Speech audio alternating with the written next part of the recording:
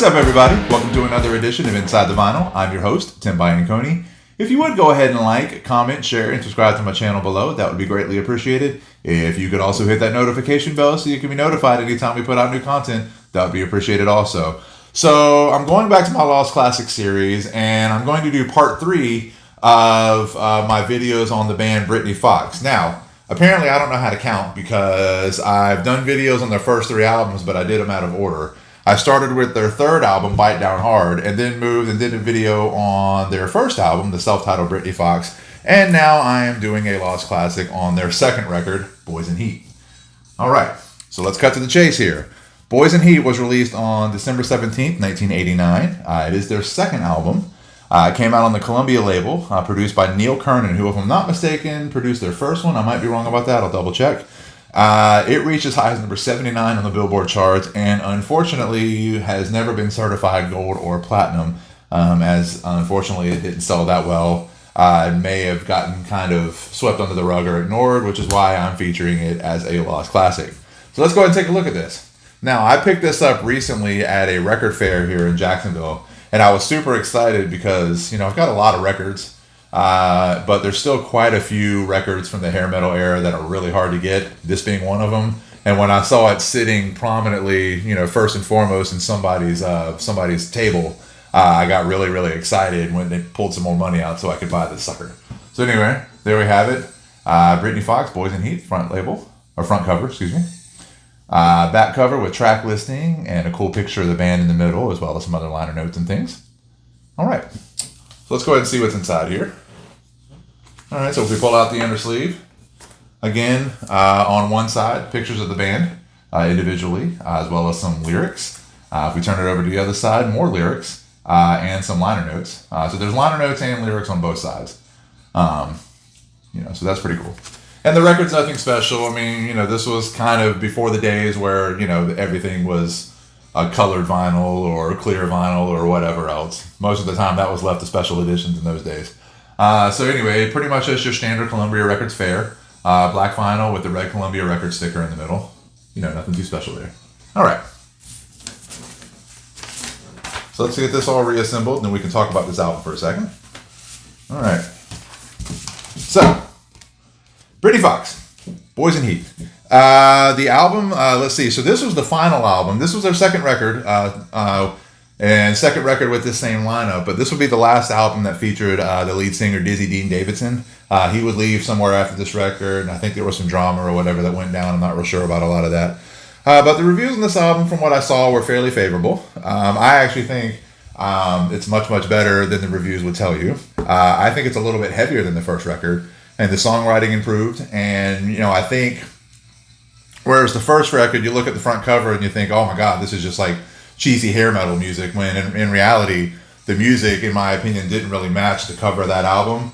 It seems like on this one, they've gotten away from that a little bit. I mean, they're still glammy, they're still hair band, whatever you want to call it, but definitely not as glammy as that first record. And I think the music really, really matured. And it's unfortunate that this album didn't get the attention that the first one did. But let's talk about some of the songs. It starts off with a song called In Motion, which is just a balls-out rocker. Standing in the Shadows, another rocking song. Excuse me.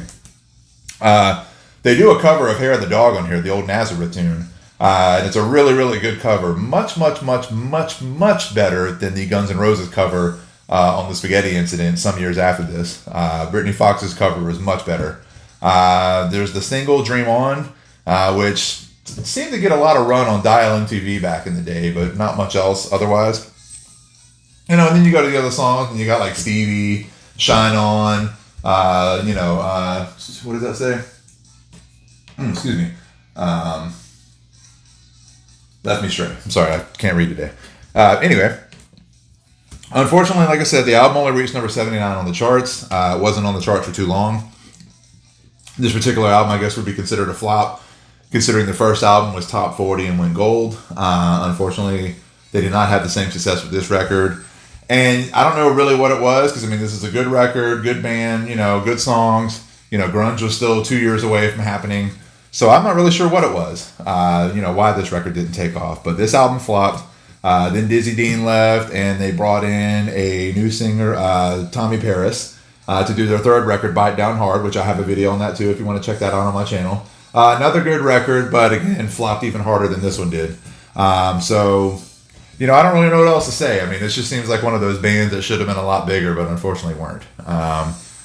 The current lineup, I think, is just Billy Childs. Maybe Johnny D's in the band too, and Wikipedia lists Tommy Paris, but I saw a video recently and it was just Billy Childs and 3 other guys that I was completely unfamiliar with. So I'm not really sure which version of Britny Fox is running around right now. Hopefully at some point they'll get some clarification on that, and maybe we can get a lineup that's at least a little bit closer to their heyday. I'm not sure. So anyway, but you know, for now, their first 3 records are amazing. Check out my other videos on the self-titled and Bite Down Hard. And if you get a chance, check out Boys in Heat. Good luck finding this anywhere in your local record stores. And if you do, you'll probably pay a pretty penny for it. But if you don't want the vinyl, you can find this on Apple Music, and I'm sure it's on all the streaming services. So again, Britny Fox, Boys in Heat, great record. That's all I've got for you this time. Like, comment, share, and subscribe to my channel. Hit that notification bell so you can be notified when we put out new content. I've got the rest of my Inside the Vinyl series, which includes more Lost Classics, as well as live albums, as well as unboxings. And we unbox new albums, reissues, box sets, sometimes CDs. It just depends on what's coming out.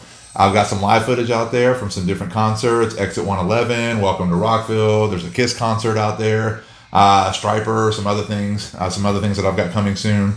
And if you're into mediocre disc golf, I've got some mediocre disc golf videos starring myself, or including myself. So like, comment, share, and subscribe, and we'll see you next time. Peace out. There you go, boy.